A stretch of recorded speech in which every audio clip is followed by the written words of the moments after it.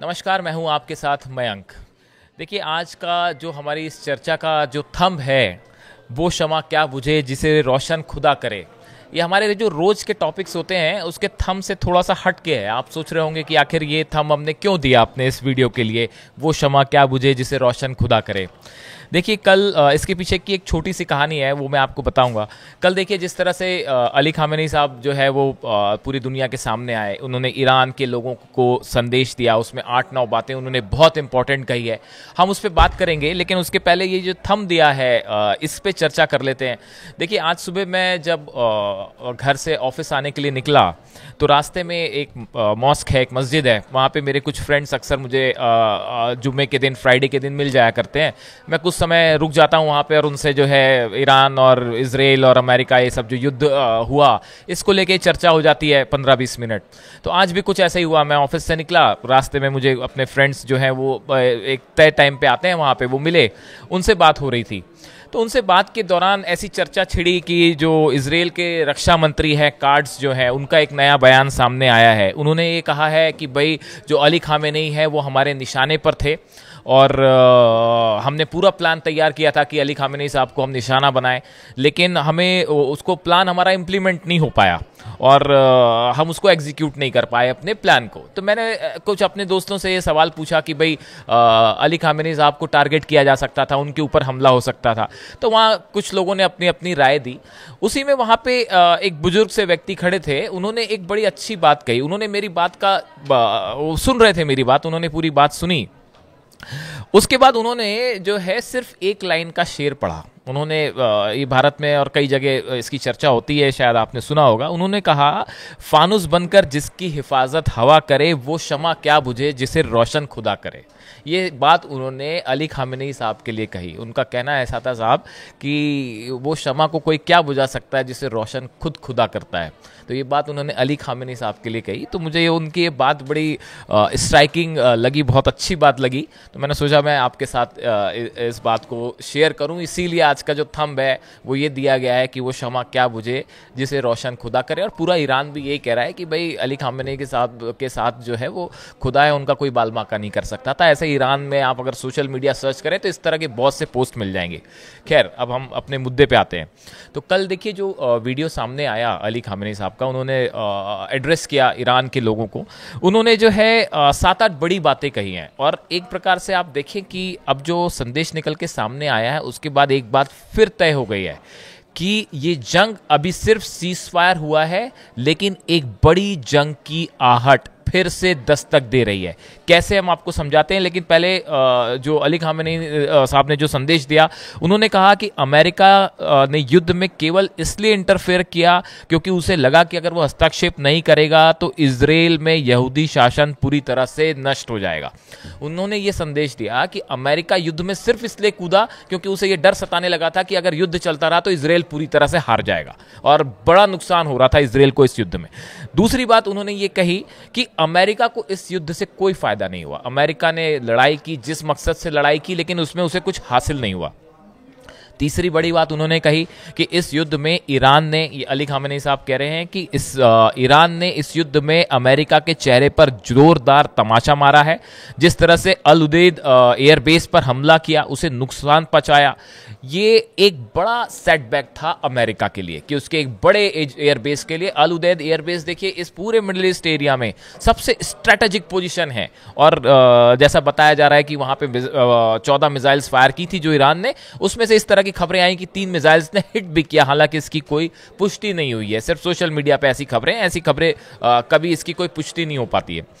उसके बाद देखिए उन्होंने चौथी बड़ी बात कही कि अगर भविष्य में फिर हमला होता है, अगर अमेरिका फिर हमें निशाना बनाने की कोशिश करता है तो उसको भारी कीमत चुकानी पड़ेगी। और जिस तरह से अल उदैद एयरबेस पर हमला हुआ, इसी तरह से अमेरिका के जितने एयरबेस हैं, चाहे बहरीन हो, चाहे कतर हो, चाहे यूएई हो, चाहे सऊदी हो, सब हमारे निशाने पर होंगे और सब पे हमला किया जाएगा। फिर से जो है ईरान करारा जवाब देगा। पांचवी बड़ी बात उन्होंने कही है कि आत्मसमर्पण यानी सरेंडर की जो बात बार बार ट्रंप कह रहे थे, उन्होंने कहा कि भाई हमारी डिक्शनरी में, ईरान के डिक्शनरी में सरेंडर नाम का कोई शब्द ही नहीं है। किसी कीमत पे ईरान जो है वो कभी सरेंडर नहीं करेगा अगर जंग फिर से होती है तो। छठी बात उन्होंने कही कि Iran is a great country, Iran महान देश है और उसके लिए आत्मसमर्पण, सरेंडर जैसे शब्द का इस्तेमाल भी नहीं होना चाहिए। ये संदेश है जो उन्होंने ईरान की जनता को दिया कि भाई चाहे जो हो जाए, चाहे कितने बुरे हालात क्यों ना हो, किसी सूरत में ईरान कभी सरेंडर नहीं करेगा।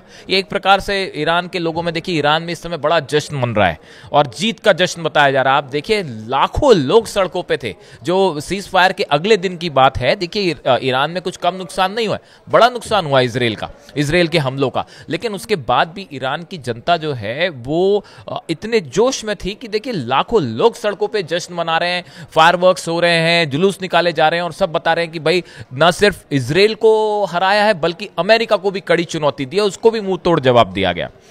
इसके बाद उन्होंने एक और बड़ी बात कही कि डोनाल्ड ट्रंप ने जिस तरह से बताया कि ईरान के न्यूक्लियर ठिकाने पूरी तरह से ऑब्लिटरेटेड वर्ड का यूज किया, उन्होंने पूरी तरह से तबाह हो गए। अली खामेनी साहब का कहना ऐसा था कि उन्होंने, ट्रंप ने बड़ा बढ़ा चढ़ा कर ये बात बताई, ईरान के परमाणु ठिकाने सुरक्षित हैं, उनको कुछ नुकसान पहुंचा है लेकिन कोई ऐसा बड़ा नुकसान नहीं हुआ। और सबसे बड़ी बात है कि जो यूरेनियम है, अब ये बात कंफर्म हो चुकी है, जो 400 केजी से ज्यादा यूरेनियम है, ईरान उसको पहले से ही फोर्दो और इस्फहान से हटा चुका था और वो किसी सुरक्षित ठिकाने पे। अब वो कहां है, वो CIA खोज रहा है और मोसाद खोज रहा है। इसके बाद देखिए एक और बड़ी बात जो है, एक ये संदेश तो आपने सब जगह सुना ही होंगे जो अली खामेनी साहब ने दिए। इसके अलावा एक बड़े न्यूज़ चैनल की तरफ से इस तरह का दावा किया है कि अली खामेनी ने उन्हें ये बात बताई है, उनके साथ ये बात कही है कि ईरान अपना न्यूक्लियर प्रोग्राम जारी रखेगा। ये एक बहुत बड़ी बात है। देखिए एक तरफ से तो इस तरह की बात आ रही है कि भाई न्यूक्लियर टॉक्स फिर से शुरू हो सकती है अमेरिका के साथ, लेकिन इस बीच में सुप्रीम लीडर का यह कहना कि हमारे पास एनरिच्ड यूरेनियम है, वो सुरक्षित है, हमारे न्यूक्लियर प्लांट्स जो है उसको नुकसान हुआ है, लेकिन कल हमने देखा कि उनके न्यूक्लियर एनर्जी जो चीफ है उनकी तरफ से कहा गया कि हम जल्दी चीज़ों को रिस्टोर कर लेंगे और फिर से प्रोग्राम शुरू हो जाएगा। तो ऐसे हालात में अब ये सवाल उठ खड़ा हुआ है कि ईरान अगर अपना परमाणु कार्यक्रम फिर से शुरू करता है तो ये स्थिति फिर बैक टू 01 आके खड़ी हो गई। यहां से एक नए युद्ध की आधारशिला, बेस रख दिया गया है और यही एक बार फिर अगर एक्सपर्ट्स की माने तो ये सीज फायर बहुत टेम्परेरी है, कुछ समय के लिए है, एक बड़े जंग की आहट है जो आज नहीं तो कल जरूर होगी। देखिए इसी बीच हमने कार्ड्स का जो जिक्र किया, इजराइल के जो रक्षा मंत्री हैं उन्होंने तो ये बात कही कि अली खामेनी जो है वो हमारे निशाने पे थे लेकिन हम कर नहीं पाए, हमें उन्हें खोज नहीं पाए। इसके अलावा उनका एक और बड़ा बयान आया है, जो इजराइल के रक्षा मंत्री हैं वो ये कह रहे हैं कि जो एनरिच्ड यूरेनियम ईरान के पास है वो उससे वापस करे। अब वापस क्या करे, किसी से लिया तो है नहीं भाई, खुद नहीं बनाया है। बयान भी थोड़ा हैरान करने वाला है, लेकिन फिर भी उन्होंने ये कहा कि भाई ये जो यूरेनियम है ये वो अमेरिका को या इजराइल को सौंप दे और इनसे परमाणु बम बनाया जा सकता है। तो अब देखिए कुल मिला के बात फिर उस एनरिच्ड यूरेनियम के आसपास आ गई है जो ईरान के पास है और सुरक्षित है। इन हालात में देखिए एक बार फिर एक्सपर्ट्स ये कह रहे हैं, जैसा हमने फिर पहले बताया, कि एक बड़े जंग की आहट मिलनी शुरू हो गई है। अब देखना यह है कि क्या अगले एक हफ्ते के अंदर कोई अमेरिका और ईरान के बीच न्यूक्लियर टॉक शुरू होती है, और अगर टॉक शुरू भी होंगी तो 6 राउंड के बाद जब कोई नतीजा निकला फिर कैसे निकलेगा। ईरान अब भी ये कह रहा है कि हम न्यूक्लियर अपना प्रोग्राम जारी रखेंगे, हम किसी कीमत में किसी के सामने नहीं झुकेंगे। अब तो सुप्रीम लीडर ने भी ये बात कह दी है। ऐसे में अब ये पूरा मामला कहाँ आगे जाता है, किस तरफ आगे बढ़ता है, जो भी संदेश नया आएगा सामने सुप्रीम लीडर की तरफ से या इस मामले में जो भी अपडेट होगा हम आप तक पहुंचाएंगे। Thank you so much.